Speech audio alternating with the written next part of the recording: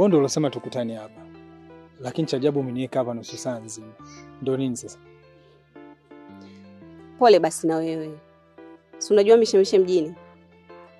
Pesa zangu umekuja nazo? Ya.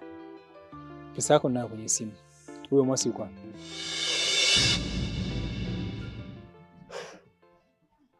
Mambo ya kwenye simu mimi nishakataa Sengo. Mimi nataka keshi. Pesa ni pesa Pude. Kama una taarifa zozote za msingi kuhusu Mwasi, na kuomba usinipotezee muda. Mwasi najua alipo. Ila nataka pesa zangu kwanza. Hapana. Nipeleke kwanza nimuone, kisha nikurushie hiyo pesa.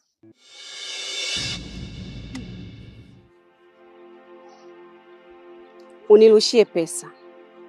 Halafu baadaye muamala urudishe. Sio? Sengo, nakujua vizuri. Yaani Pude, akili yako muda wote inawaza utapeli tu. Haya. Huyo Mwasi umempata kweli au unaniletea ngochera? Najua Mwasi alipo.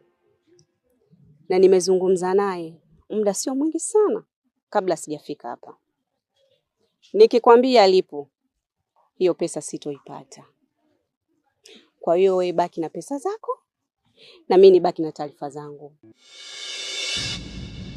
Au nikienda kumwambia Mwasi jinsi unavyomtafuta, anaweza kunilipa ili nifichie siri yake.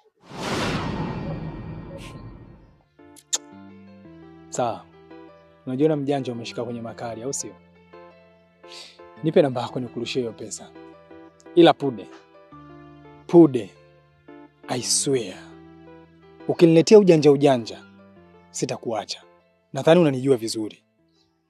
Nipe namba yako. Namba yangu naijua. Ni ile ile.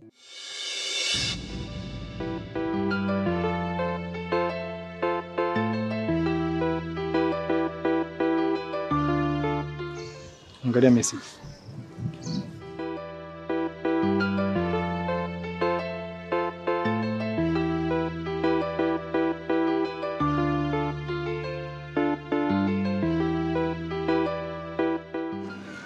Sawa.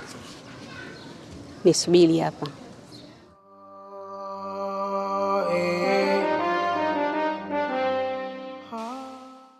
Nikusubiri hapa kivipi? Wewe unaenda wapi? Sengo. Biashara inatakiwa kuaminiana kwanza hata kidogo tu. La sivyo haitafanyika. Wewe nisubiri hapa.